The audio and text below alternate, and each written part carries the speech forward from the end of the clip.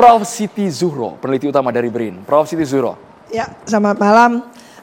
Saya menilai bagus untuk Pak Prabowo, tapi menilai kurang bagus karena belum diikuti oleh aparat di bawahnya. Jadi skala angkanya berapa, Prof? 7. 7. Kalau di kampus 7 masih dapat B biasanya ya. Bang Saur Siagian, aktivis anti korupsi. Saya bilang 80. Wah. Kan ada hukum Pareto. Pencapaian 80% itu sebenarnya kontribusinya selalu 20%. Nah 20% ini memang hanya 20 tetapi menyangkut implementasi kemudian harus dibuktikan yang 80 itu. Gitu loh. 8. Terima kasih. Bang Yudi Purnomo, mantan penyidik KPK. Untuk sekarang saya masih setuju karena kan Pak Prabowo belum 1 tahun ya. Ya untuk tahun ini saya pikir 70 lah. 70. Kemarin itu pertanggal 15 atau 16 Agustus artinya Prabowo sudah bekerja 299 hari. Tapi saya cukup kaget dengan jawaban Bang Luhut dulu. Kenapa memberikan nilainya pahit sekali Bang? Dikasih nilai 4 tega Bang. Jadi yang di lain antara yang hadir di sini saya yang 1 sampai 10 sebenarnya, jangan 80 jadi 4. Kalau lihat pidato tadi memang luar biasa ya. Dan saya lihat serius ya, saya setuju serius. Tadi Bung Hudori sempat tadi menambahkan sawit, Riza Khalid kan gitu yang besar. Nah kalau poinnya adalah recovery, kan yang disebutkan itu kan recovery. Saya nggak lihat tadi di dalam pidatonya itu, saya dalam waktu 1 bulan akan mendorong disahkannya undang-undang tentang perampasan aset. Nggak ada. Jadi kalau nanti dilihat hanya hasilnya yang kayak begitu, saya khawatir ya, menegakkan hukum dengan melanggar hukum. Betul ya, uang rakyat itu 1 rupiah pun harus dipertanggungjawabkan. Pasal 33 itu kan yang selalu disinggung. Tapi ingat, kita negara hukum. Jadi jangan lupa itu dari awal kita negara hukum. Betul ya. Jadi semua harus bumi, air dan segala macam itu kan untuk rakyat. Tapi jangan sampai menegakkan hukum dengan melanggar hukum, ya. Karena lebih kejam, ya, lebih kejam dari kejahatan itu sendiri kalau salah menerapkan hukum, sekecil apapun, itu poinnya.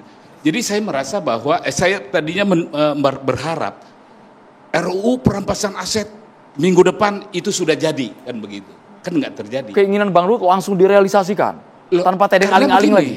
Kalau kita bicara hukum, kan kita lihat dulu undang-undangnya, legislasinya. Pertanyaannya, apakah ada perubahan legislasi yang baik? Nggak ada. Betul, kasus-kasus besar itu betul. Sawit kan itu kan diambil kan gitu. Dan yang kedua, sekarang dipakai unsur perekonomian negara. Unsur perekonomian negara sehingga kerugiannya itu ratusan triliun. Oh bombastis. Tapi pertanyaannya adalah bagaimana dia sampai ke angka itu? Apakah hukumnya itu diperhatikan dengan sungguh-sungguh atau tidak? Jadi gimmick ya, saya bukan ahli politik ya. Tapi kalau saya lihat dari segi politik hukum ya, makanya saya memberikan nilai itu tadi yang rendah ya. Saya tidak meragukan semangatnya. Tapi semangat tanpa ada legitimasi, jadi asas legalitasnya, nanti di ujungnya akan buruk. Nah, saya teringat ketika masa lalu, ada istilah rule by law. Ya, rule by law bukan rule of law. Seolah-olah hukum, tapi bukan hukum. Jadi dengan kata lain, saya khawatir kalau cara pendekatannya begitu, kita regresi. Kita ke belakang ini kan sekarang. Di mana hukum itu dipandang sebagai ya alat kekuasaan. Ini belum setahun, Bang Kodari harus ditanggapi alat dulu. Kekuasaan. Nah itu yang perlu saya ingatkan. Semangat aja nggak cukup, spirit of the law. Ketika law sudah ada, nggak ada lagi spirit of the law. Law-nya yang harus di-enforce. Nah jadi itu yang saya khawatirkan. Dan ini bisa berakibat yang sangat serius. Ada dalam studi sistem peradilan pidana disebut judicial caprice. Jadi orang tidak percaya seketika. Justru karena pendekatan hukumnya itu tidak benar, namanya judicial caprice. Ya, itu studi-studi dalam sistem peradilan pidana. Nah, saya khawatir ke arah situ. Nah, tadi kan sudah diakui bahwa pelaksana tadi Prof itu tadi belum melaksanakan dengan baik. Jadi yang mau saya katakan adalah spiritnya, pidatonya yang keras. Tapi kita lihat pendekatan secara sistem. Nah sekarang kita lihat misalnya bagaimana nasib KPK sekarang ini, undang-undang tentang KPK ya. Bagaimana tentang undang-undang korupsi yang all catches itu ya. Jadi delik kerugian negara ditekankan pada delik perekonomian negara potensial. Memang bisa gampang gitu ya, diambilin aja nanti harta-harta orang. Ya, dengan hanya semangat itu, dan itu yang saya katakan itu berbahaya. Jadi ingat, kita punya pasal 33 Undang-Undang Dasar, tapi kita juga punya cita hukum kita yang disebut sebagai negara hukum. Bukan hanya spirit tapi implementasinya KPK, boleh komentar dulu mantan penyidik KPK Mas Yudi Purnomo. Biar nanti Bang Kodari sekalian jawab. Sekalian. Gitu. Bang Ferry juga lembarannya udah tebal soalnya Bang Kodari. Iya. jangan Bang. Ini yang menarik ya. Saya selama menjadi aktivis anti korupsi, bahkan pernah jadi penyidik, tidak pernah ada presiden yang berpidato segamblang Pak Prabowo dan sering. Belum pernah ada. Ya. Mulai dari pelantikannya, ya. Bahkan kita tahu misalnya mengejar sampai Antartika. Ya, kemudian membangun penjara di tempat terkecil. Ya. Dan kemarin baru di DPR ya. Pidato era APBN. Ya, pidato beliau selalu saya ikuti gitu. Bahkan saya paham arah mana gitu. Tetapi yang nggak paham adalah orang-orang di bawahnya. Jadi ya belum pernah saya melihat ya ada implementasi. Yang terjadi malah ada kontroversi. Amnesti, abolisi. Ya, yang terbaru Pak Setia Novanto bebas bersyarat. Mengapa itu terjadi? Ya, karena implementasi dari pidato Pak Prabowo terkait dengan benar seperti katakan Pak Luhut ya, regulasi-regulasi ya tidak mampu dijabarkan secara teknis. Pemerintah memang tidak bisa mengintervensi KPK, tidak bisa mengintervensi kejaksaan maupun kepolisian, tetapi pemerintah harusnya bisa menyediakan payung. Saat ini mengapa para pelaku tindak pidana korupsi itu tidak punya efek jera? Ya, pertama, bagaimana hakim-hakim tipikor gemar untuk kemudian memotong ya masa vonis dari pengadilan di bawahnya.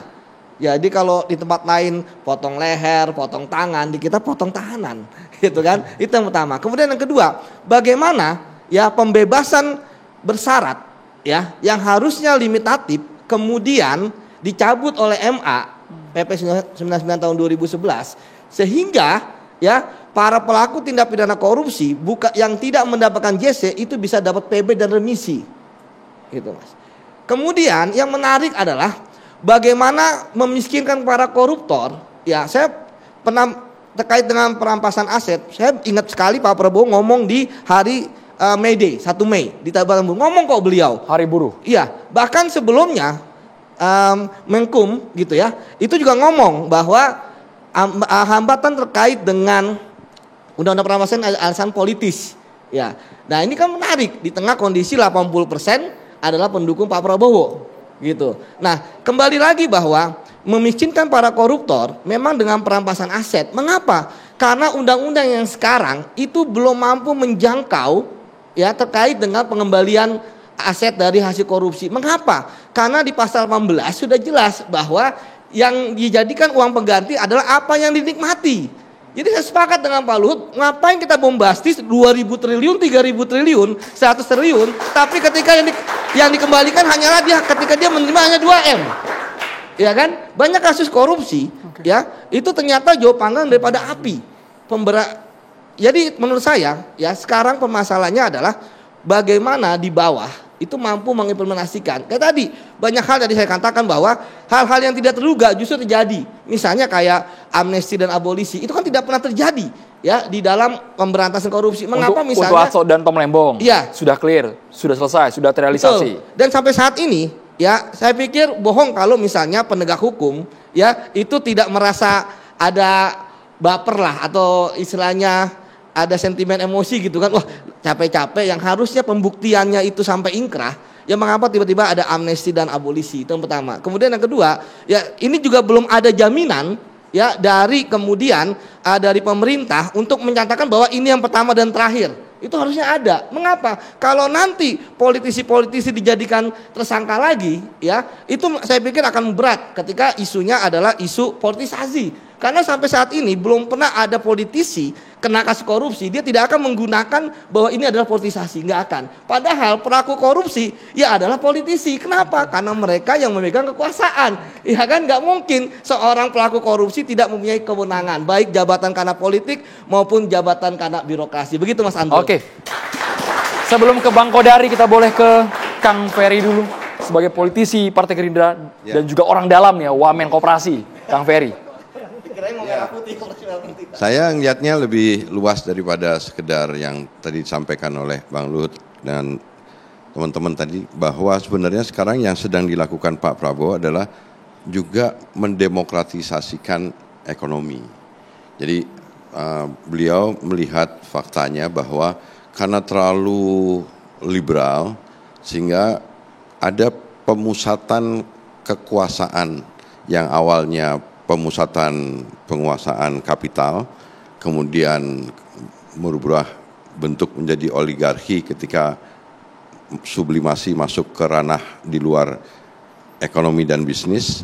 Itulah yang kemudian akhirnya yang tadi disampaikan oleh Pak Luhut, Bang Luhut tadi, bahwa sebenarnya banyak sekali aturan hukum yang terabaikan.